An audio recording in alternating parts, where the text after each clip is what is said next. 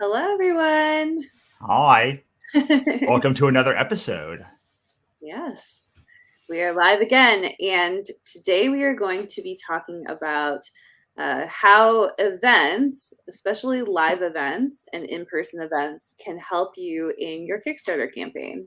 And so, this is something that we used in the Kickstarter campaign that we did together. It's also something that Russell uses frequently in his campaigns and in launches as well, just launches in general. So it's a super helpful thing to do. um and But before we before get we do yeah. that, Monica, we should talk about an event that we've been waiting to book till we booked like the venue to talk about this specifically, or at least I have. But it seems like we booked the venue today. So, Monica, what is this event that we're doing in November? All right. So the event in November, it's basically it's ahead of 20 Books Las Vegas. And so what we're doing is we are having a mastermind event. So I think we're calling it the Kickstarter Mastermind event. And the goal of it is really to get people out to work with us one-on-one in a group setting, but in person. And what we're hoping to do is we're hoping to get some authors that have I would say, like, you probably want to be, a little bit further along in your career, and have a campaign that you think is going to do pretty well.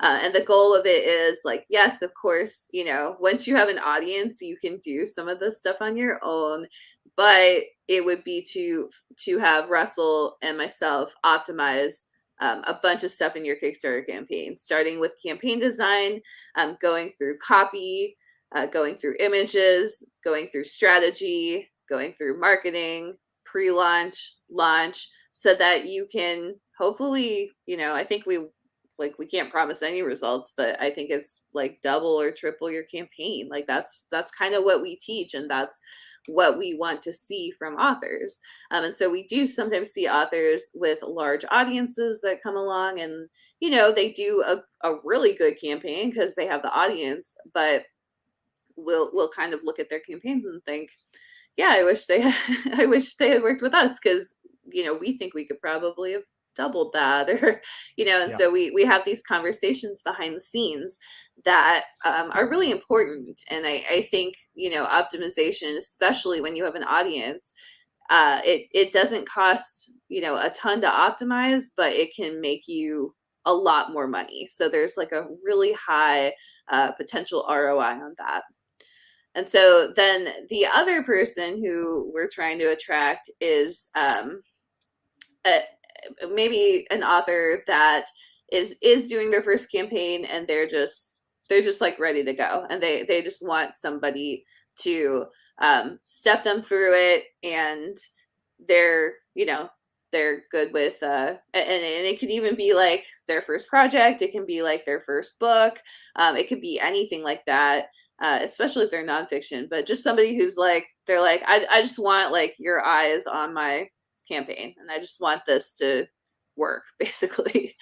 Yeah, and so when we even in our Facebook group, when we look at campaigns, we're looking at it sort of an overarching, is this good or bad, and we're giving some general suggestions. But like what we plan to do in the at the conference and the one-on-one is like really dive deep into each campaign and really say like, is this reward worthwhile? And what we've been hearing a lot recently is um, Kickstarter is just another thing in my bandwidth that I don't have the energy to do.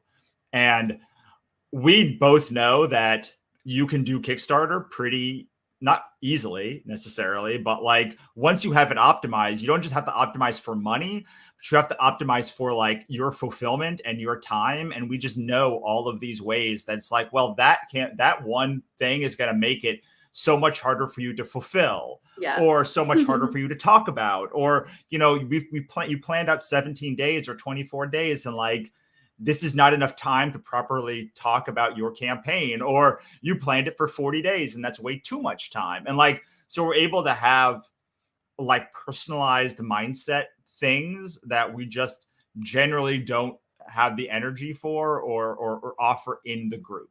Right.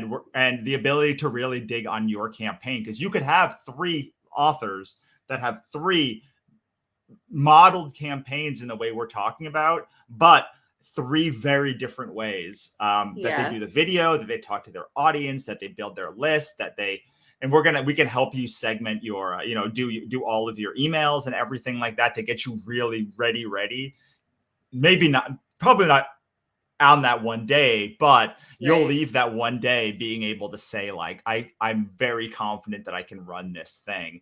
And some people don't like horses.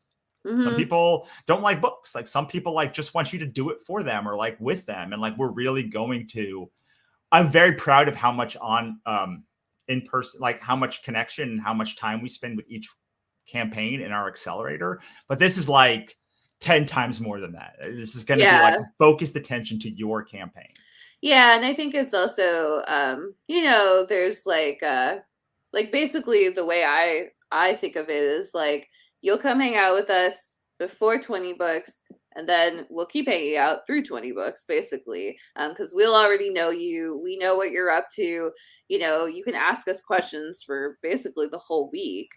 You can come to, we have like a private event planned. You'll also get the accelerator, all of the materials from the accelerator as part of it, because obviously we want to support you like as much as we can. So that's like a no additional charge to the event, and it just I don't know. It's kind of it's kind of just an upgraded version of the course basically and of the book. And we've seen people who did the book and they did okay with it, and then we've seen people who then go into the course and they do better. And so like this is like even more like do your campaign like with us. Like we're going to start with you start with your campaign design really because I think the campaign design is where there's just so much room for optimization, and like it really can be like, oh, you made like 2 or 3x just by planning your campaign better. So Yeah. that's definitely one thing that we're thinking about too. So it's going to be a really small event. It's really only like 4 to 5 people is kind of where we're going to stop it at. And if you are interested, first of all, I think definitely talk to us. But also, this is where you can find the sign up. Um, yeah, there are a lot of reward tiers on this. So this for example is a very complicated campaign. So I just want to say that like if you're doing a campaign like this that's like kind of complicated or has a lot of stuff in it, like that is a great example of a campaign that we know that we can like help you with quite a bit in a more hands-on setting. So this is the section where you can get it. It's called the Kickstarter Mastermind event. It's 3,500, and you'll get like everything else that we offer too that's below this tier. So we'll send you I don't know if it includes the digital stuff. No, it includes everything. So you'll get like our whole catalog of books too. You'll get the Go Wide Grow Wide Incubator at the highest level, which is a year-long membership. So you'll have 12 months of the wide stuff, 12 months of direct sales projects. So there's a bunch of stuff included. And I don't know, I think it's a pretty good deal. Like if you were to buy the 12 months separate, it's 1,200. If you were to buy the accelerator separate, it's well, currently it's 800, but it's going up to 1,200 basically by the time this event happens. So we're talking $2,000 worth of programs, plus like the whole set of books, or like whatever is included in this. So you'll get a bunch of books in both digital and print, plus you're getting this event. So it's really not like that much more basically than what the actual like what all this other stuff would be anyway. So another way to think about it.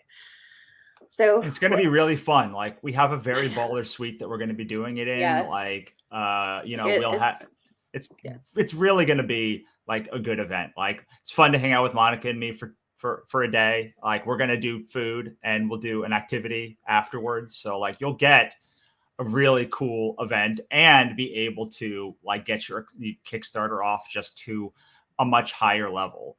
One of the things that we often talk about also is just the pre-marketing and the marketing information. So like if you're struggling with like the marketing stuff and what to write, like we are going to go into what you are having a problem with to make your next campaign the most successful that it can possibly be without totally taxing all of your time.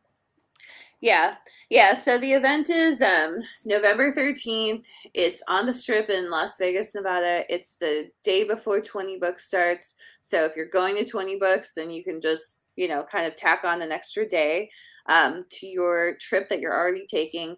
If you're not going to 20 Books, Vegas has cheap flights from like almost anywhere. They have cheap hotel rooms, both on the Strip and off. So, you can come in for like a quick, like, day or two, and then you can take off, and you can leave with your some of your copy done, your strategy done for your campaign, your project draft filled out quite a bit as well. So it's a really good opportunity. So yeah. And if you're making it, if you're building it during the camp, while we're at 20 Books, like you can stop me and be like, can you look at this campaign now, what I've done? right. Like, and I will make tweaks. Won't do that for anyone else. But like, if you're do this, I will do it. And we really believe in 20 Books. Like you should probably come if you're a self-published author, like anyway, whether you come to our thing or not, like you should probably consider going to 20 Books because I believe in it wholeheartedly after last year.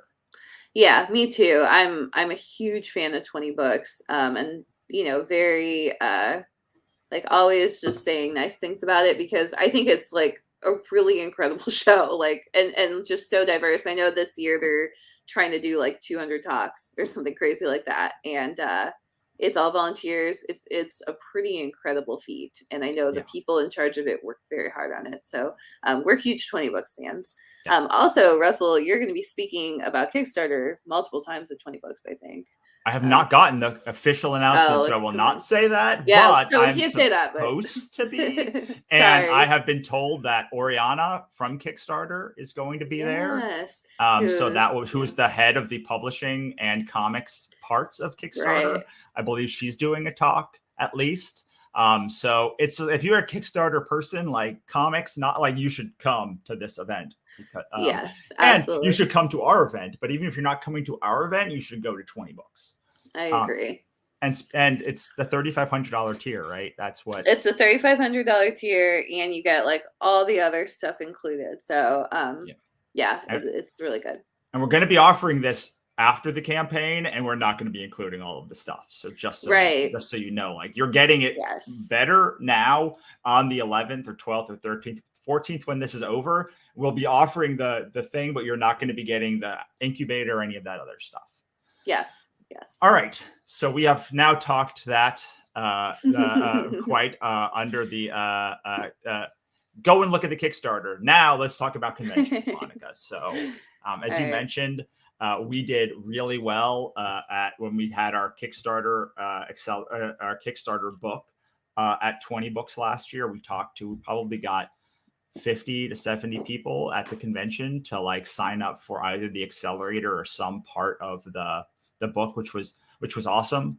I have done 10 to 20 shows a year for the past since 2015. So like I believe in conventions anyway, but I definitely believe in them as a way to sell your book, especially if you do not have a huge fandom already. Because once you've broken somebody down and they love your work, like that's not summer. But once you've broken through to somebody and they love your work, they're much more likely to buy online or in person. Like they don't care. They're just like, I like you, I'm going to buy your book wherever. But the big thing that I think was missed during the pandemic was people who had a smaller audience who didn't have tons of breakthrough people. And they're like, oh, well, I just kind of stayed stagnant. It didn't help me grow because I wasn't able to like make those connections in person. And it's really, while it could take up to 14 or even more, 20 touches online before someone is ready to buy, you can literally drop that down to 1 or 2 touch points as a in person. So it's just a wonderful way to build connection between people and for fans to become super fans. Yeah. Yeah, I mean, I really so last year when we were doing our Kickstarter campaign, Russell was like, "Oh, I'm doing this event, so can we pull it forward a week?" And then he was like, "Oh, and then we'll be at 20 books, so can we pull it back a week?" So our campaign last time was, I think it was 40 days. It had meant to be kind of a shorter period, but we pulled it forward a week because of an event, and we pulled it back a week because of an event. And so then it went from like 4 weeks to 6 weeks, I think. And I was kind of like, well, he's the expert. Like, I don't know if, because I didn't quite get the connection. I was like, well, I'm going to talk to someone in person here. Like, how do I get them to go online and like back this thing? So I was kind of unsure about it. But then he was like, he had done it before. So I was like, okay, we'll give it a try. And so the first event, I think, was an online one that did pretty well. Like it was weird. It didn't do well like while it was live, but it was like afterwards, it kind of kept the whole second week from going into a dead zone. So I thought that was interesting. Like it really extended the life of our launch week almost. That was really cool. And then going to the live event at the end. So for the last week, we were at the live event, and literally the campaign was dead for like, it was dead on Sunday, it was dead on Monday, it was dead on Tuesday. And then, we had a couple speaking things, and like, it was like all of a sudden, like it just started going crazy again. And so some of that was because it was the end week, but a lot of it was because people were, going to the event during the day, hearing Russell speak, or us speak, or me speak, or whatever, but they were hearing us, and then they were asking, they were meeting us, and then they were going home later and being like, yeah, I wanted to back that campaign.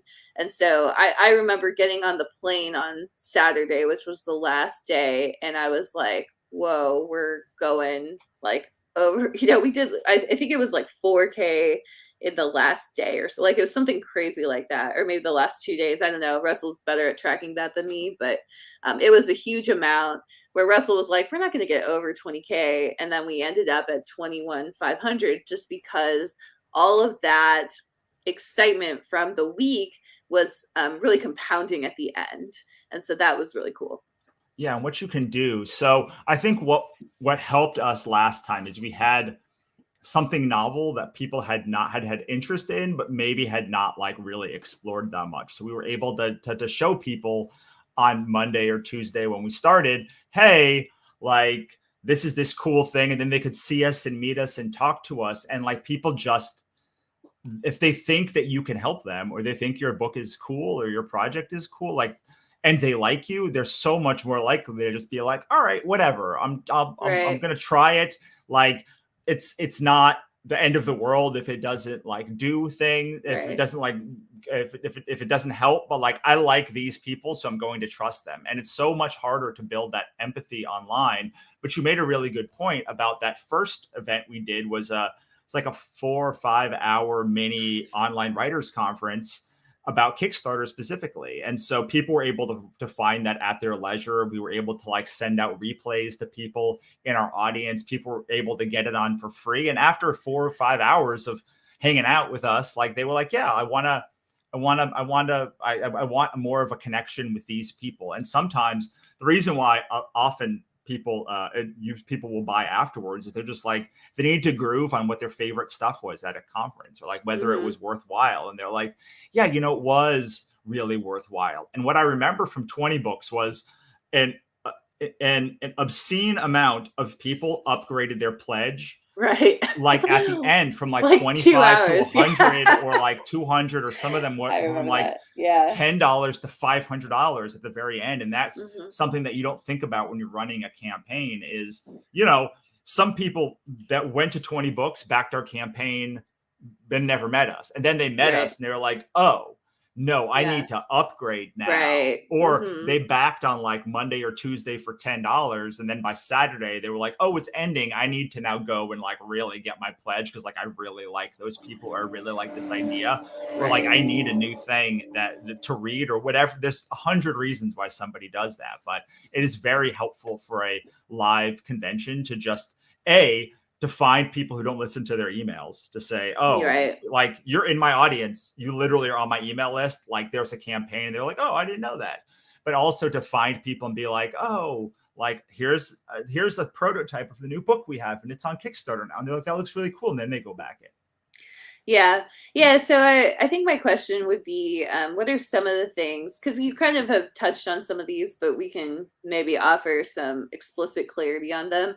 What are some of the things you can do to optimize a virtual event? Because like realistically, a lot of people are going to be doing a virtual event, and then to optimize a live event. So we can start with a virtual event. What are Sure. some So things you think about?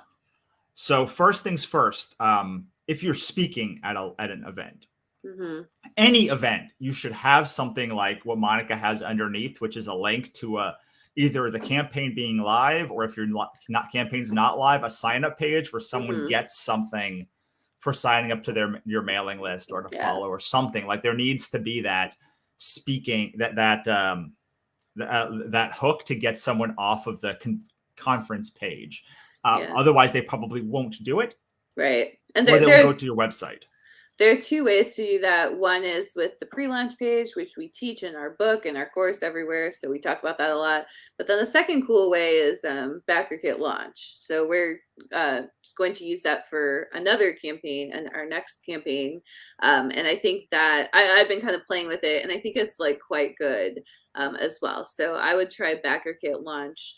It's fairly affordable, and I don't think you have to pay to just have the sign up page. I think you pay when Yes, just the if email you sending. email, yeah, once you start emailing people, that's when you have to upgrade. But until then, you can kind of collect email addresses. So that's how we're doing it. Yeah, and the second thing that I would say about if you're speaking at a convention is actually speak.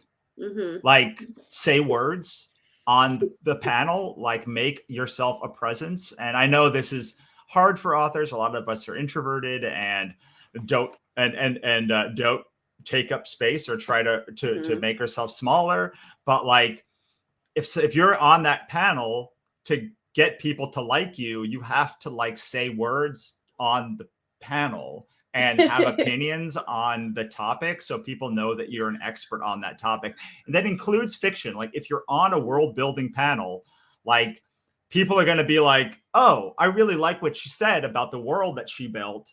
Like I'm going to go and look at their books. Like it doesn't, this is Right. not specific to nonfiction, but you have to speak and you have to have something for them, whether it's the Kickstarter campaign. And I always say like, hey, go to goigrowI.com/Kickstarter. We have a free guide at the top of the page you can download. So like you Mm-hmm. can get two bites of the apple by them going and buying, but they also could pick up like your The sample. freebie on the page. If you're running a convention, then it's important to bring in people who have fans in your ideal audience. So if you have a Kickstarter page and you're doing a fiction campaign, let's say a fantasy novel campaign, like you'd want to look for authors who I'd probably go to the Discover page on Kickstarter and find some successful authors who are doing it now or who have run campaigns that are like yours and try to invite them to speak, because Mm-hmm. like they're going to have fans that are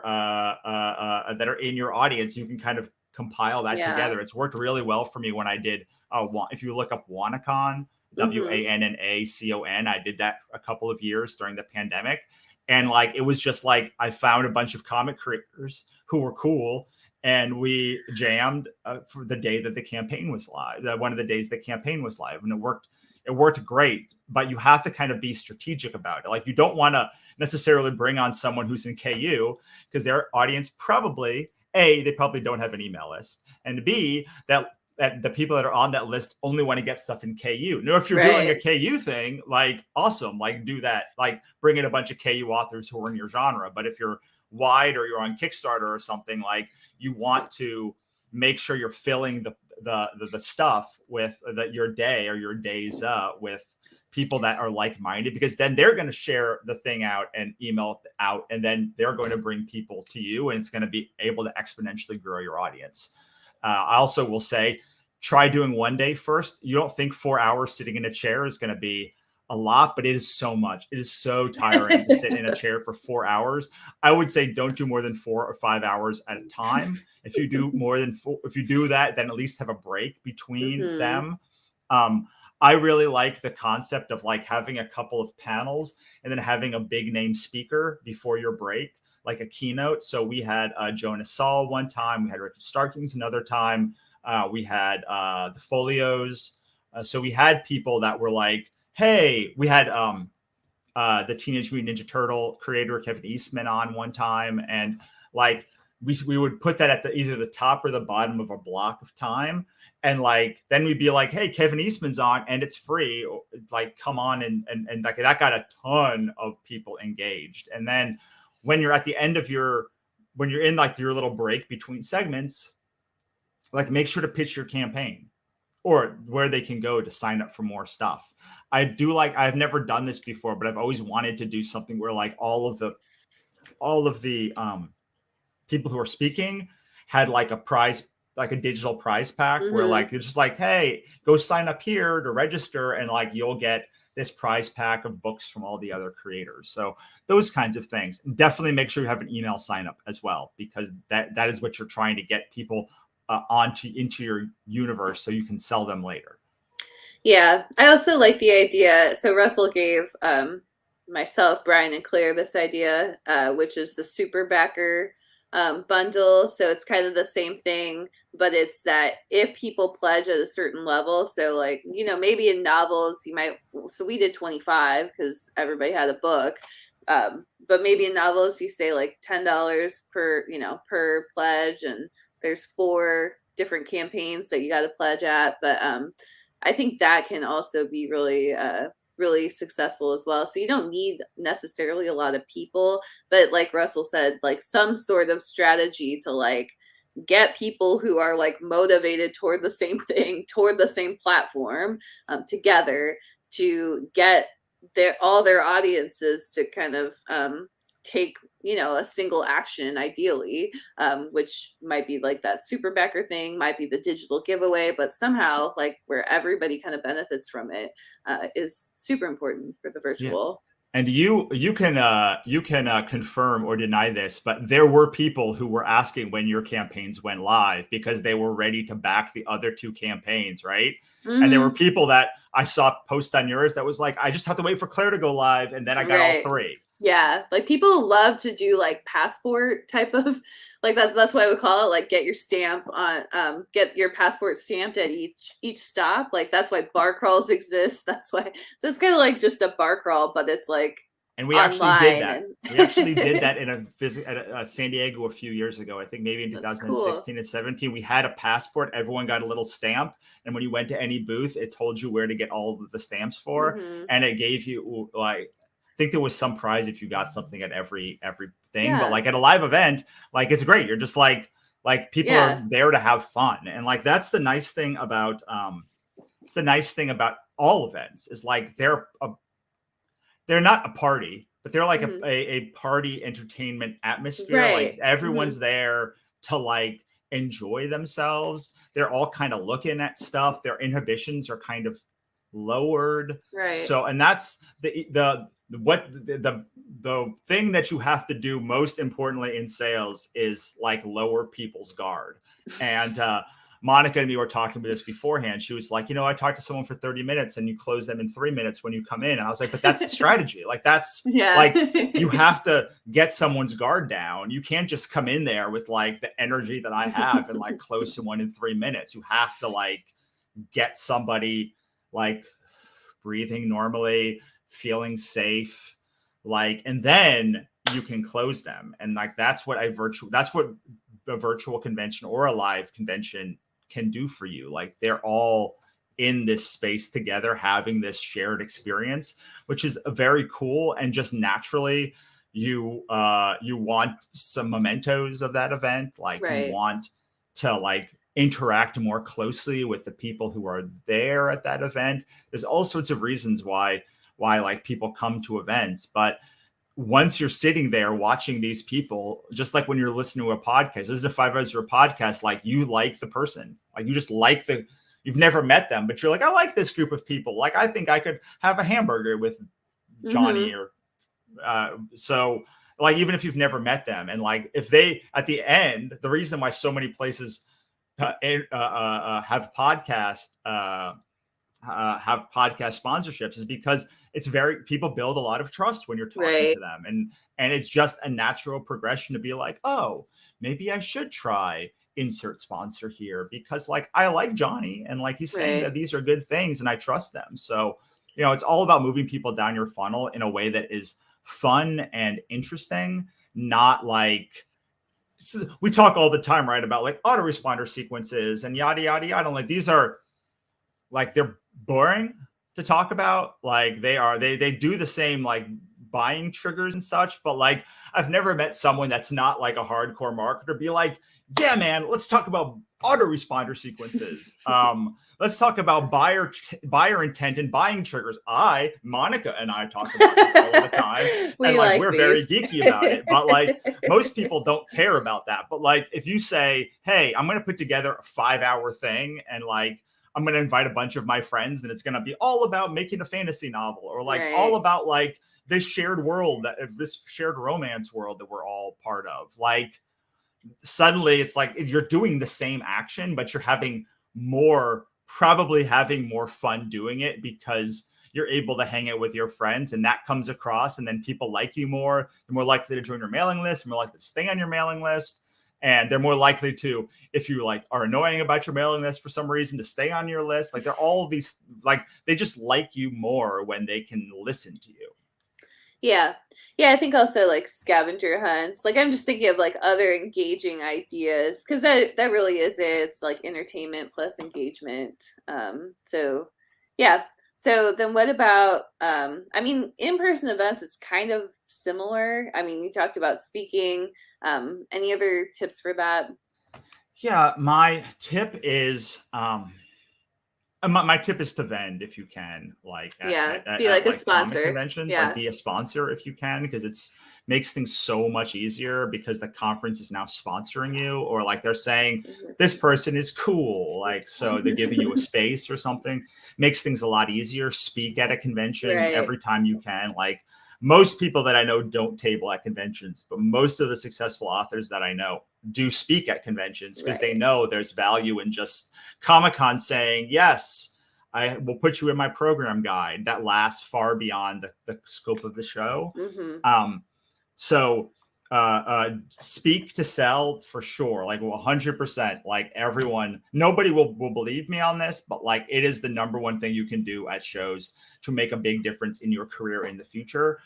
Especially like if you can do it consistently for 3, 4, 5 years, you'll see people who you literally were at conventions with at the beginning who become actual successful authors, and sometimes they will credit you, and that's very nice. But it definitely builds your credibility more than online, because like anyone can like flick a camera on and go live, right? Like it doesn't well, like that is why the value of like the subscriber count on YouTube and such is a lot of thing, because you're like, oh well, 1 million people subscribe to this thing, probably it's not bad. Now that's not to say that a lot of the stuff on YouTube isn't bad, but like if it's in a genre you like, and like it's worth giving it a try. Sure, as opposed to someone who has 3. But like in the same way, if you go to a convention, you're at a convention and you're at a panel, you're just in a panel room and someone is like, oh, well, I know Billy Tucci or whatever, but like Russell's on this panel right next to this, right next to Mark Waid. Credibility, yeah, like it's instant credibility, and also just the fact that you're there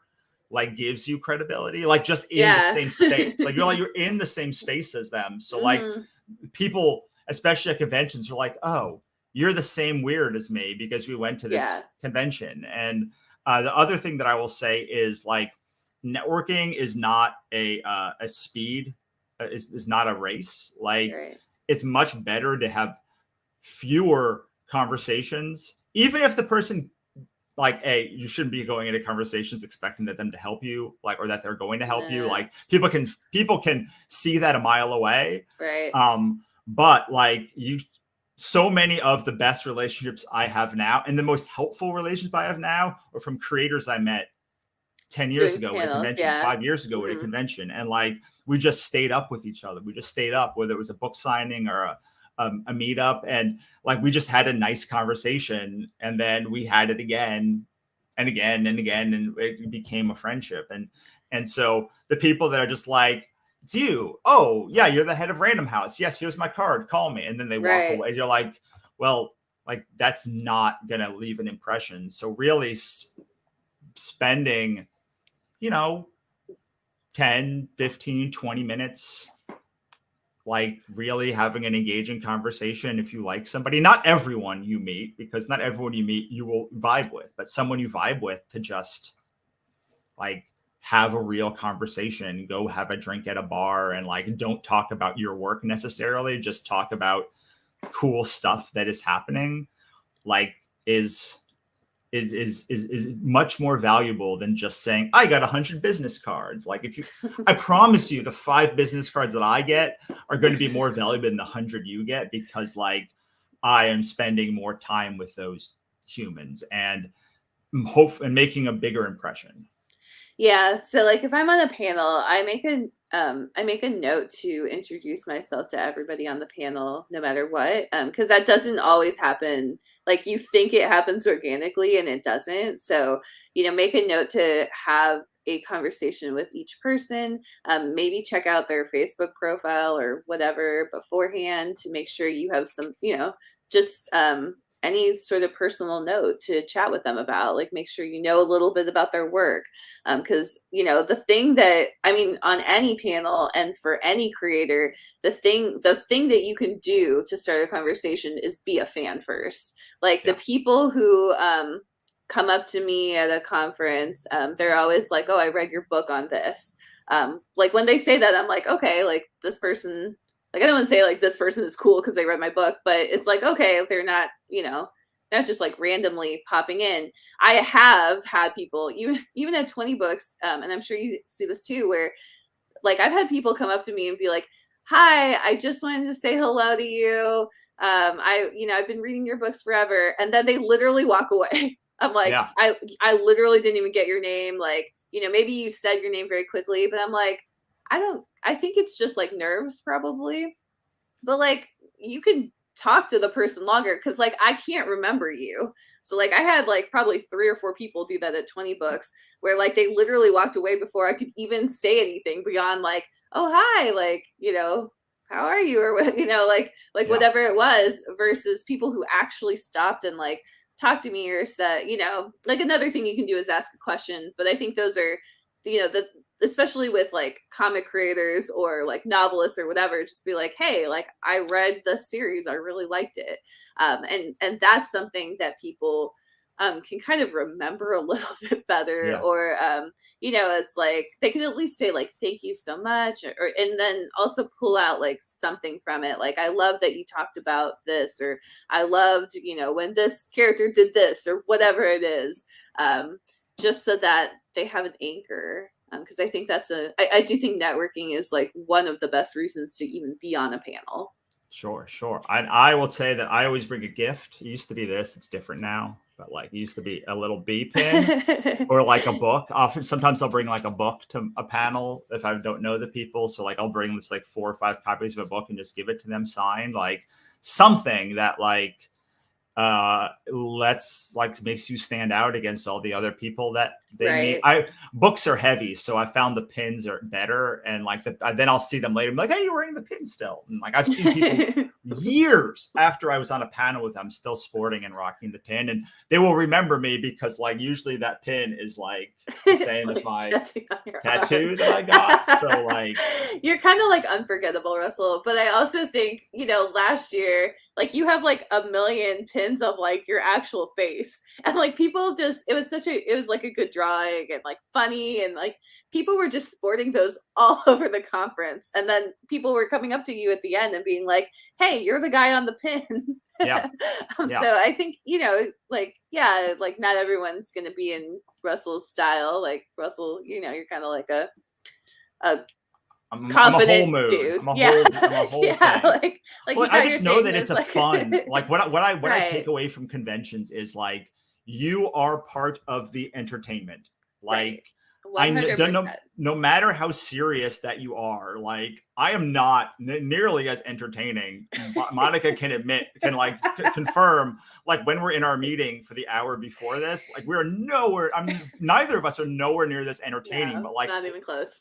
we both know that like when you're there, you're an entertainer first, Right. a like personality second, and like a person who is selling things third or fourth or fifth. And like if you can embrace that part, and I'm not saying be an entertainer like Barnum and Bailey, like that's Yeah, only yeah, one form like of entertainment. juggling or yeah. Yeah, like Will Smith is like this. Everybody has a different style of entertainment that they like, but like you are part of the entertainment. And like to me, having a silly pin that like is my face, or like whatever we're gonna do this year, like Yeah. talking about doing like shirts or something Or that say t-shirts. like silly shirts, or like just something that is like, oh, like we get it, like we're part of the entertainment, Right. and like we're here to entertain and educate, but Hmm.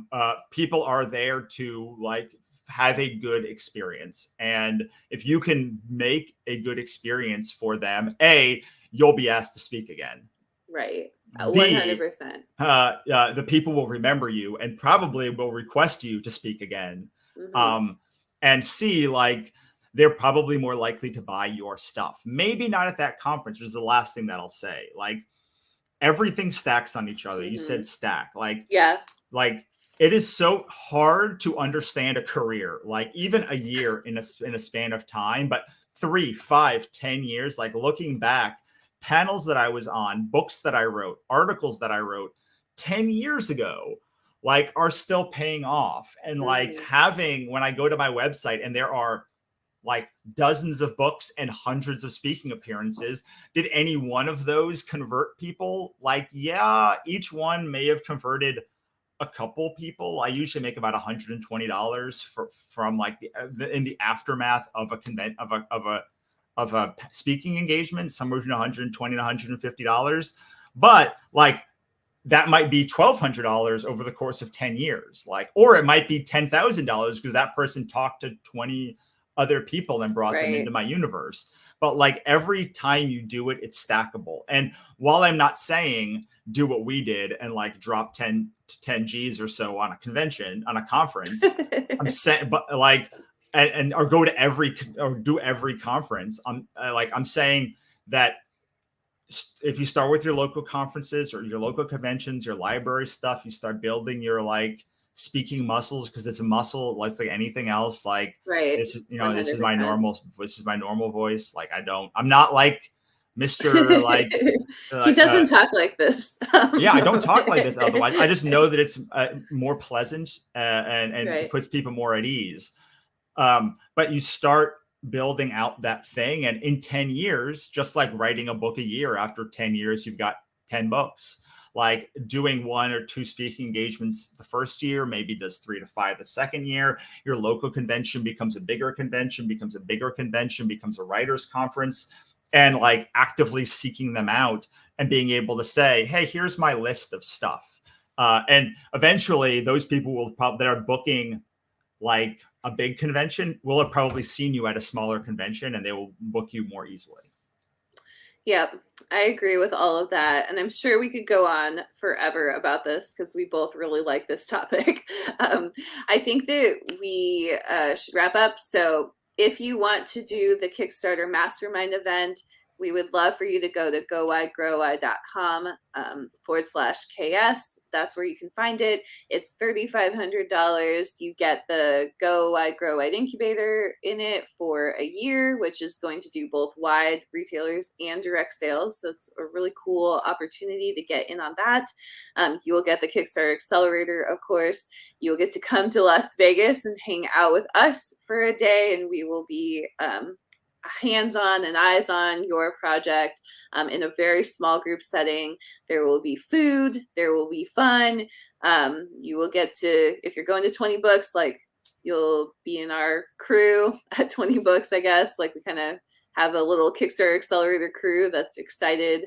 So you'll be in our world, and we'll hang out, and we'll be able to help you more easily afterwards too. So you'll be in the Kickstarter Accelerator afterwards, so you can ask questions and all that stuff, and we'll know a lot about your project and your goals and all that stuff already. That's not easily communicatable through messages and group posts and stuff like that. So yes, we would love for you to do it. So, and you can ask questions by looking at the comment. Just go at the top right. There's like a place you can like message Monica, or you can email us at our brand new email address, which is writermba team at gmail.com. Writer MBA team. Yeah. Writer MBA team. You made it. You do no worries. Okay, it's writermbateam@gmail.com. I think we probably said it like 5 or 6 times now. Yes, probably.